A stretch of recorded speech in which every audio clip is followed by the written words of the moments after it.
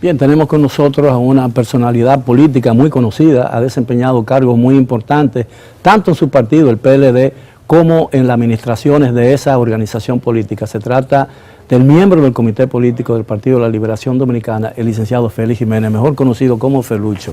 Muy buenos días. Gracias por aceptar nuestra invitación. A las órdenes. ¿Cómo se siente? Pero ya el comité... Listo para meterme en la candela. Ya el Comité Político no se reúne con la frecuencia que lo hacía antes. Y es natural. ¿Por qué es Porque natural? el Comité Político preside un partido que es el partido de gobierno. Y la gran mayoría de sus miembros somos funcionarios del gobierno, ocupamos diferentes Se posiciones. me olvidó presentarlo como presidente de la Refinería Dominicana de Petróleo. Y eso hace, por supuesto, que se limite mucho el tiempo que dispone cada uno. Pero ya ahora retomamos, decidimos retomar las reuniones al menos una vez al mes. Y eso lo hemos venido cumpliendo. ¿Cómo se organiza? ¿Cuál es el protocolo en las reuniones internas? Siempre he sentido curiosidad para saberlo, porque permiten que los fotógrafos entren y tomen fotografías, pero una vez, ¿verdad?, que las cosas se ventilan dentro, y eso es natural. Pero ¿cuál es el protocolo normal de eso? ¿Quién dirige realmente los debates en el comité político? El presidente del partido. El presidente del partido. Claro. Él es que dirige la agenda, dice los puntos. La agenda es otra cosa. La agenda normalmente se lleva a cabo un consenso entre el presidente del partido, el presidente de la República, cuando no es al mismo tiempo presidente del partido, y el secretario general. Y esos son los que normalmente determinan la agenda. Pero cualquiera de nosotros tiene derecho a proponer puntos adicionales, y eso es frecuente. ¿Y hay mucha disidencia a veces en el partido? ¿O todo el mundo levanta obedientemente la mano? No, el PLD es un partido muy curioso. Y yo siempre he dicho que la diferencia que hay entre nosotros y los demás partidos no tiene nada que ver con sus bases, porque todos somos dominicanos. Y entre nosotros los hay buenos, los hay malos, los hay con doctorados, los hay analfabetos, los hay obreros, los hay empresarios, comerciantes, etc. Igual pasa en los demás partidos. La diferencia básicamente estuvo en la formación política nuestra. El comité político somos ahora mismo 35, con la excepción de 4, 5, 7, todos nosotros fuimos formados políticamente por Bosch. Y entonces, don Juan no tuvo el tiempo que tuvo Balaguer de dirigir el país, pero tuvo entonces todo el tiempo para dirigir y formar el partido. Pero, y ahí está la... Pero cuando uno ve el culto de la personalidad de Juan Bosch creciendo, uno y acoteja ese culto con la personalidad de Bosch y el historial de Bosch, uno tiene que llegar necesariamente a la conclusión de que eso riñe con el temperamento y los deseos de Juan Bosch. Juan Bosch ni siquiera usó la banda presidencial cuando se juramentó. Juan Bosch decía, y lo repetía insistentemente, en que todos esos honores eran para el pueblo dominicano símbolos exteriores de un poder que despreciaban, que era el poder trujillista. Pero así mismo es, y esa fue la razón, y él lo explicó. Sin embargo, Pero que la cosa es diferente ahora, Miguel. Bosch gana las primeras elecciones post-Trujillo. Y el pueblo dominicano lo que tenía en su mente eran todas las manifestaciones del poder del trujillismo. Y en consecuencia, eso lo llevó a él a negar todos aquellos símbolos que fuesen la recreación o la reproducción del trujillismo. Andaba en carros pequeños, andaba prácticamente sin escolta. Juan Bosch iba a comprar al mercado de ahí, de la avenida Mella, solamente acompañado del coronel Calderón Fernández, pero lo que me refiero, el jefe de su a lo que me refiero es que no hay plaza, no hay calle, no hay lugar que no lleve el nombre de Juan Bosch. O de Balaguer, o de Peña Gómez, porque por eso es otra cosa, eso es la idiosincrasia del dominicano. Eso no tiene nada que ver con ellos. Claro. Nunca hizo nada para que se le generara culto. Nunca. A eso es lo que me refiero. Claro. Que riñe con el temperamento. Él despreciaría si estuviera vivo todo eso. Es que yo estoy absolutamente seguro de una cosa, es que esas figuras de las que yo te hablé, entre las que incluí no solamente a Bosch, sino a Balaguer, al propio doctor Peña Gómez, etcétera, estaban muy por encima del promedio del dominicano, Miguel. Pero la cultura general, lo que se llama la idiosincrasia del pueblo dominicano, era muy superada por ellos, pero eso no, el que ellos fuesen seres superados no conllevaba que todos sus seguidores fuesen igualmente superados. Entonces, pero lo que mucha gente dice, ¿por qué no se le rinde honor imitándole y no con honores que él despreciaría? Bueno, déjame decirte una cosa. Calle Juan Bosch, esquina Juan Bosch, cerca de la plaza Juan Bosch. Calle Juan Bosch no hay ninguna, ¿eh? Bueno, pero un día de esto la habrá. Ojalá que las haya. Y comenzando por la Santo Domingo y siguiendo por su propia ciudad natal, su pueblo natal, que es La Vega, que es además el mío. Ojalá que las haya. Pero el problema no es ese. Yo no creo que el problema está... yo le dije una vez a Leonel, pero ¿y por qué tú le pones el nombre de Juan Bosch al aeropuerto de Samaná? Falucho le pusieron Peña Gómez, el de la capital, que no tuvo nada que ver Peña Gómez con ese aeropuerto, y le pusieron el nombre de Balaguer al del Higüero. Sí. O sea, fíjate lo que me está respondiendo cuando era presidente Leonel. Tuve que hacerlo porque ya que ellos dos lo tenían. O sea, lo que te quiero manifestar con esto y a los amigos televidentes es que a veces hay cosas que se dan, no es porque el presidente quiera, no es porque el que dirija la sala capitular de una ciudad quiera, es porque en realidad la idiosincrasia de este pueblo hay que entenderla y hay que aceptarla. Somos así. Eso hay que reconocerlo. Sí. Yo siempre he dicho, por ejemplo, que mira, los caudillos no se hacen a sí mismos caudillos, los hacen caudillos. Igual que el liderazgo. Un líder no se hace a sí mismo líder. Pues yo me río porque aquí hay mucha gente que llega a uno, cualquiera de nosotros, a un sitio. Líder, ¿cómo está usted? Y en mis adentros yo me río más que el carajo. Líderes hay pocos. Tenemos muchos líderes y pocas instituciones, ¿no? Sí, y muchas cabezas y pocos sombreros, como dice Danilo. Pero retomando el tema de que por qué no lo imitan, mira, yo creo que Danilo, en gran medida, ha seguido los pasos de humildad de Juan Bosch. Sí, entonces tú puedes estar absolutamente seguro que, desde el punto de vista de lo que es su comportamiento personal, él, como presidente de la República, es tan sencillo como lo fue Juan Bosch en el año 1963. En la percepción del público, o de una buena parte del público, para ser más justo, existe la creencia de que el liderazgo del partido está muy dividido y que prácticamente las relaciones entre el presidente del partido, el doctor Leonel Fernández, y el presidente de la República, Danilo Medina, se han roto prácticamente. Realmente, ¿cuál es la situación a lo interno de eso? No, hay una percepción que a veces se acerca a la verdad, pero también a veces, y muchas veces se aleja de esto. Entonces esa rivalidad existe. Bueno, la rivalidad existe, lo que no existe es ese distanciamiento y enemistad. Nada de eso es así. O sea, yo pienso que Leonel, te voy a poner esta imagen, Miguel. Cuando se reunió el comité político en Juan Dolio en abril del año pasado, que fue cuando el comité político aprobó por mayoría abrumadora facultad instruir a los compañeros senadores y diputados para la modificación de la Constitución que permitiese la reelección por una sola vez del presidente Danilo Medina. Cuando terminó la reunión, yo me acerqué a ellos y estaba Margarita al lado de Leonel y de Danilo en ese momento. Porque te decía, en el comité político preside el presidente del partido, pero el presidente de la República, cuando es otro, se sienta a su lado en una silla del mismo tamaño y de la misma forma. Es decir, como si tuviésemos, como en efecto tenemos, dos cabezas. Bien.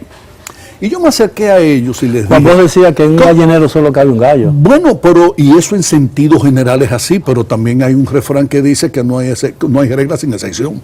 Entonces el PLD es la excepción. ¿Y tú sabes por qué el PLD es la excepción, Miguel?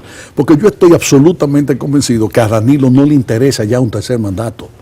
Si a Danilo le interesara un tercer mandato, entonces sí pudiese prohijarse en el PLD, producirse en el PLD una situación de enfrentamiento tal que ponga todo gallo, todos líderes, ¿no?, a enfrentarse. Entonces, de manera ya medular. Al presidente Medina no le interesa un tercer mandato, pero al doctor Fernández sí le interesa un cuarto mandato. Es posible. Yo no lo descarto. Cuando usted hablaba, son dos personalidades diferentes. Cuando usted hablaba de que usted intervino en esa reunión de Juan Dolio. Pero mira para qué. Al final de la reunión yo me acerco y me quedo mirándolos así. Le dije, en el medio de la reunión, yo los observaba a ustedes y hice una reflexión que quiero compartir con ustedes. Fíjate, Leonel, tú jamás te hubieses ni siquiera acercado a ser presidente de la República si no hubiese sido por Danilo. Y eso fue así. Incluso Leonel, para la campaña electoral del 96, le dijo a Danilo que el candidato debía ser Danilo. Danilo en ese momento era presidente de la Cámara de Diputados. y tenía desde el punto de vista de la jerarquía política en el partido y en el Estado, mucho más jerarquía que Leonel. Y sin embargo, Danilo le dijo, no, yo creo, profesor, que debe ser usted. No hubiese llegado a presidente de la República Leonel Fernández sin el concurso de Danilo Medina, por lo menos en el año 96, en el año 2004, y te aseguro además que en el año 2008 las fuerzas políticas internas del PLD que siguieron a Danilo fueron instruidas por Danilo para que facilitaran la victoria de Leonel. Yo tengo la versión. Pero al mismo tiempo, perdóname Miguel, al mismo tiempo y a seguidas le dije entonces a Danilo, y otra cosa, que tú tampoco hubiese llegado a presidente sin Leonel Fernández, porque es así. De manera que no es la primera vez que se produce en la historia del mundo, en la historia dominicana, una situación tal que haga que dos astros tengan que distanciarse, pero al mismo tiempo en momentos fundamentales y claves, acercarse. Yo tengo la versión de primera mano del licenciado Temístocle Montaz hace mucho tiempo, cuando estaba en otro canal, que me confirmó que en el 2004 hubo un acuerdo de caballeros entre Medina, Fernández y el propio Temístocle Montaz de que Medina apoyaría la candidatura de Fernández en el 2004, de su regreso, ¿no?, con la condición de que se diera a la inversa en el 2008. ¿No es cierto? Pero vamos a hablar de ese tema cuando regresemos después de la pausa. Continúen, por favor, con el despertador. Bien, vamos a continuar conversando con nuestro distinguido invitado el día de hoy, el presidente de la Refinería de Petróleo y además miembro del comité político y fundador de esa organización política del PLD, el licenciado Félix Jiménez, mejor conocido como Felucho, que a pesar de la impresión que a veces causa, tiene un sentido del humor grandísimo, ¿no? Que a veces lo pone en los breaks comerciales para no dañar la entrevista. Yo le hacía una pregunta al final, de que hubo un compromiso de caballeros, supuestamente, entre Fernández, Medina, en el que intervino, estaba presente el señor Montaz, de que Medina apoyaba a Fernández en el 2004 a condición de que ese apoyo se diera en la inversa en las elecciones siguientes. Y eso fue en las elecciones en que lo venció el Estado, ¿no? Sí, pero yo te voy a decir esto, mira, Temístocles Montaz es un buen testigo, porque Temo ha estado siempre muy vinculado y esencialmente vinculado a Danilo Medina. Pero no podemos olvidar que Temístocles fue uno de los brazos derechos como funcionario del presidente Fernández. Sí, claro. En consecuencia, hay que prestar atención a todo lo que él diga. Pero yo he sido testigo de otra cosa. Yo le pregunté a uno y al otro, y cada uno de ellos tiene una versión diferente. Leonel me dijo a mí que Danilo lo había interpretado de manera equivocada, y Danilo me dijo lo contrario. Por eso yo no me meto en esas cosas, y para mí la historia es la historia, es decir, y lo que cuenta es lo que yo he dicho. Lo que cuenta ¿qué es? Que finalmente en el Partido de la Liberación Dominicana, cuando llegan la hora de los hornos y no ha de verse más que luz, uno apoya al que puede ser, y el otro apoya al primero cuando es el primero el que puede ser. El instinto de supervivencia política. Yo creo que sí, yo creo que se da mucho de eso, pero y creo que también se da, decía ya hace un rato, porque los discípulos de Juan Bosch aprendimos a tratar de analizar los hechos políticos desde todos sus puntos de vista, por todas sus aristas. Es decir, no tratamos de verlo solo desde un ángulo, el ángulo mío, el ángulo de... sino que tratamos de verlo desde todos los ángulos. Y cada uno de ellos tiene condiciones extraordinarias. Por eso han sido los dos presidentes del PLD, de la República de origen PLDista, porque tienen madurez, tienen capacidad, ambos, tienen sentido de la historia los dos, y eso los lleva a actuar con mucho comedimiento. Y creo que además uno y otro leen mucho, porque tú decías ahorita, en los breaks, tú dabas razones, dabas testimonio del sentido del humor mío, porque te hablé de un dirigente político dominicano, que ahora no viene al caso mencionar, que el último libro que leyó fue seguramente un muñequito de Mafalda. Lo que te quiero decir que hay dirigentes políticos en este país que no leen, que no estudian, que no se forman. Y sin embargo muchos de ellos aspiran a presidente y creen como que es un maná que baja del cielo. Y algunos han sido presidentes. Y algunos lo han sido. Yo no me quiero meter ya en eso. Lo que sí trato de decir es que definitivamente uno y otro, en el momento en el que la historia les ha dicho, párese, se han parado. Bueno, pero hay muchos que no oyen el llamado de la historia, ¿no? Y la historia se lo lleva consigo. Sí, bueno, pero también hay muchas personas que creen que pasan a la historia por haber sido presidente de la República y resulta, Miguel, que la República Dominicana ha tenido muchísimos presidentes, zaratacos, que no han ido a ningún sitio y no hay memoria histórica que los registre a ellos como presidente de la República. No, y hay algunas maldiciones que provienen de algunas presidencias de la República. Sí. En el pasado, ¿no? Un pasado ya remoto. Ahora, yo quisiera hablar un poco sobre su condición de presidente de la refinería. La oposición se queja y algunos empresarios se quejan de que el precio de los combustibles no baja a pesar del descenso de los precios internacionales del crudo. ¿Qué está pasando? Es una pena, Miguel, que no haya traído conmigo a este programa algo que mostré en un programa la semana pasada, y no es así. Primero que nada, la ley en la República Dominicana le da facultad al Ministerio de Industria y Comercio de fijar los precios, pero es a la luz de una fórmula que se aprobó en el Congreso, que parte del precio del crudo, del precio Platts del crudo, y eso no es a como compra la refinería, que es la única que compra petróleo crudo. Nosotros compramos una mezcla de diferentes tipos de petróleos mexicanos y venezolanos. Ahora, últimamente, hemos traído de Nigeria, hemos comprado algo en los Estados Unidos. Una canasta muy amplia. Es una canasta, no, al revés, ojalá que fuera muy amplia. Es una canasta muy estrecha. Es escasa en el sentido de que en el mundo hay muchos tipos de crudo, pero lo que podemos procesar nosotros en Jaina es liviano. Exacto, que responden más bajo de azufre, ¿no? A patrones de crudo que existían en abundancia en los años 70 del siglo pasado, 80, 90, pero que ya casi no aparecen. Ahora, ¿cuál es la capacidad de refinación? Nosotros tenemos ahora mismo, nosotros pudiésemos estar refinando diariamente 36, 37 mil, 35 mil barriles. ¿Qué llena pero estamos eso? Procesando alrededor de 27 mil. ¿Pero qué llenan eso, las necesidades de demanda? Es poco porque el país consume 115 mil barriles de petróleo y de derivados al día y nosotros solo procesamos ahora 27. Entonces ustedes traen productos terminados. Traemos productos terminados y hay otras compañías que también traen productos terminados. ¿Cuál es la relación? Yo quisiera pedirle prestado al canal un par de minutos, porque este es un tema muy relevante para la economía dominicana.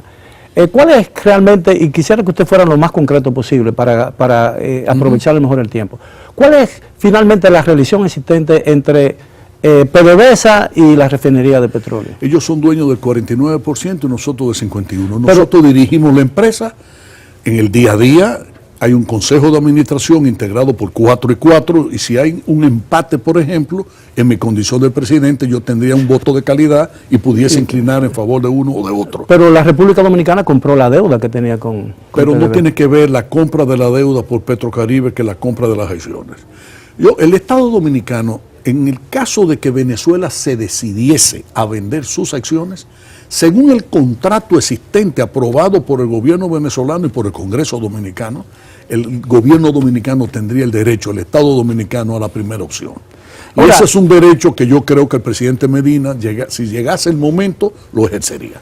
¿No parece muy difícil para un país, por ejemplo, tener sociedad en un negocio con un suplidor del Para nosotros no es dificultad porque el suplidor, el socio que es Venezuela, sabe que nosotros compramos por licitaciones. Esas licitaciones pueden ser abiertas o pueden ser restringidas. Entonces Petrocaribe ya no existe. Para la República Dominicana, Petrocaribe desde hace ya un tiempo para acá se ha reducido a la mínima expresión. Realmente, vamos a ver, nosotros pudiésemos traer, según el acuerdo, 30.000 barriles diarios. Lo mismo de crudo que de productos terminados, claro. ¿Verdad que sí? ¿Y cuánto podemos estar trayendo ahora? Por el acuerdo, yo te aseguro a ti que debemos andar como por un 20% como mucho.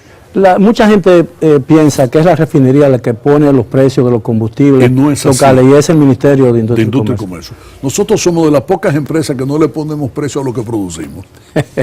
Y por eso el Estado Dominicano, por esa diferencial de precio, a veces nos debe mucho, a veces no nos debe nada. Cuando nosotros llegamos, por ejemplo, la deuda del gobierno andaba sobre los 3.000 millones de pesos. A la refinería. A la refinería. Y la Corporación Dominicana de Electricidad en ese momento quizás le debía 500, 600 millones. Hoy en día la Corporación de Electricidad no nos debe absolutamente nada y el Estado Dominicano quizá 500 millones de pesos. Bueno, que 500 millones de pesos cualquiera resuelve algo, ¿no? Muchísimas gracias por la amabilidad de aceptar nuestra invitación. Ha sido muy agradable tenerlo aquí con nosotros. Tenemos que hacer una pausa, regresamos después de ella. Continúen, por favor, con El Despertador.